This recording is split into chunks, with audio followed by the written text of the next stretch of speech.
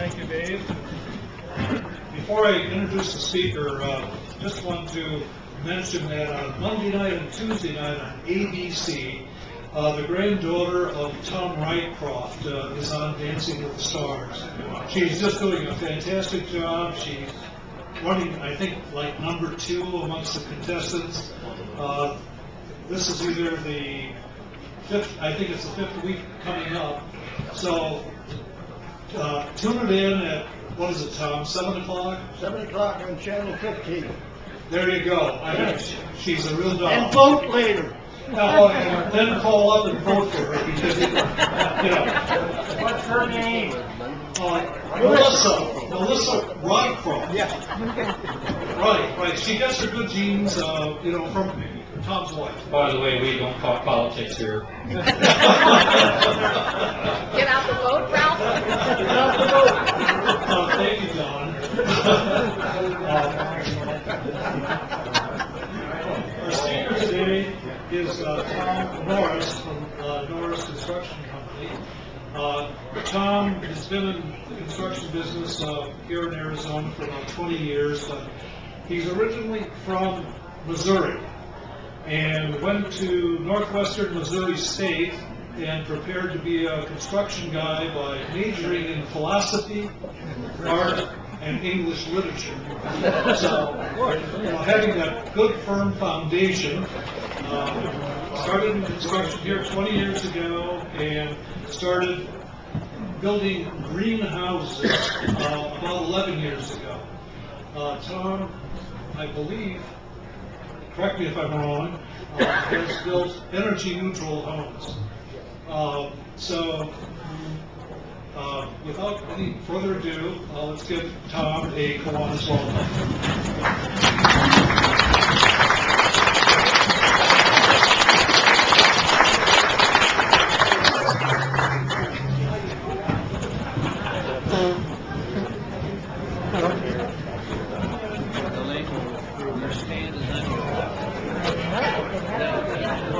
Well, if we're lucky, the computer will work. Thank you so much, Ralph, for the introduction. As the computer comes up here, I apologize about the personal pictures. I actually started my own company in 1997. I think it was almost a quarter of a mile from here in Ridgeview Estates. So I actually started here, and shortly thereafter got involved in green building when Scottsdale.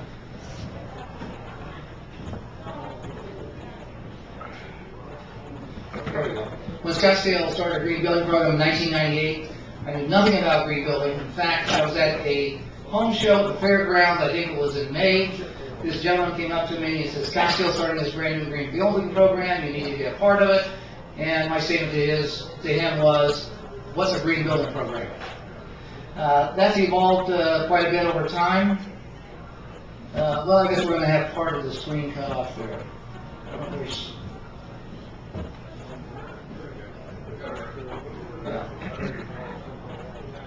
We'll only get half the pictures. Maybe only half the pictures, I don't know.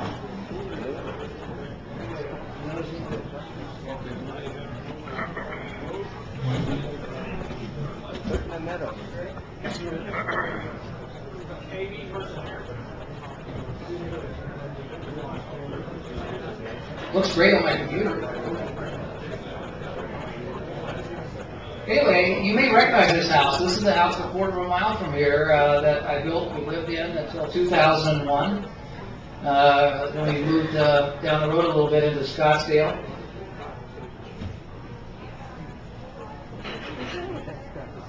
A little bit about myself. I came here in 1984. I got into real estate, got into new home sales, ran a company in the East Valley, and eventually started my own company, and then which was Tom Norris Homes. And then in 2004, actually started another company, Norris Design Group, so that I could do architectural design work separate from the building, and other builders wouldn't be afraid to hire me. This is a home that we designed that was going in Desert Mountain, right as the market crashed, so it's still sitting on the shelf. This is another home in Ridgeview Estates we did. This was actually the second home that I did Even though it was in Carefree, I still did it under the Scottsdale Green Building guidelines, and this was a block construction home. I'm a believer that here in the desert, it's very difficult, if not impossible, to build an energy-efficient frame home. So I'm a firm believer that block is the way you need to go. You know, a lot of people have whoops, let me go backwards here. Question is, with a lot of people, what is green? And everyone that comes up to me, when they say green, they immediately mean electric solar panels providing power for the home. This list I took right off the Scottsdale Green Building requirement checklist. Some of the things we think about is the site. How is the house placed on it? Which direction is the house pointing? Can we avoid western exposures with patios? That sort of thing. Can we minimize the damage to the site? Can we keep it as natural as possible? Also, the next thing is energy rating and performance. How can we make a home use less air conditioning? And there again, to me, we look at the home, or I look at the home as a total package. We can put the best air conditioner in the world on the home, but if the air conditioner is the wrong size, which here is typically way too large, then it's not going to be efficient and your electric bill is going to be higher than it needs to be. The thermal envelope is what kind of leakage do you have through the walls of your home, and through the windows, and through the doors. And we'll get into that a little bit more as I get talk about a couple of homes we just finished. The heating system, ventilation and air conditioning. There again, if we make the house extremely tight, where we have a thermal envelope with very little leakage, now we're going to have air quality issues if we don't handle those separately.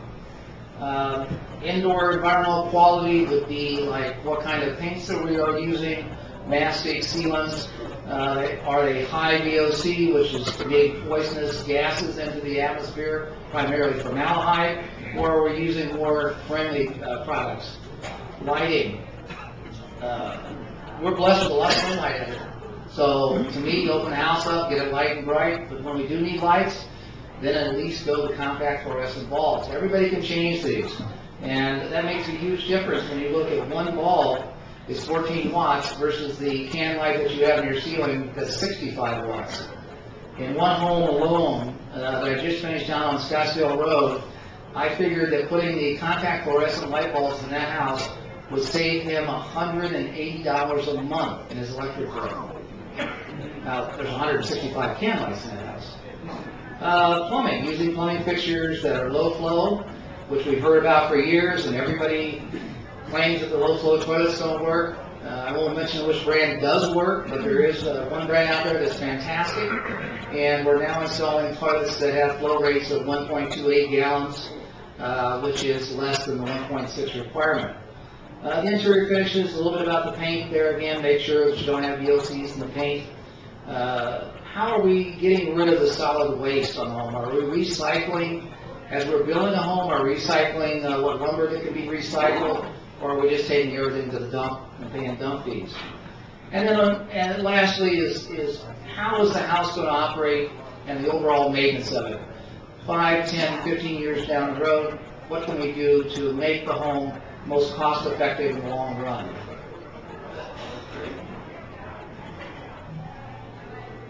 This is a little bit about myself. 2009, I did finish the first net zero energy efficient home. It's certified. It happens to be in Goodyear on the west side. It's 5,000 square foot home. We're in the process of continuing to fill out the paper.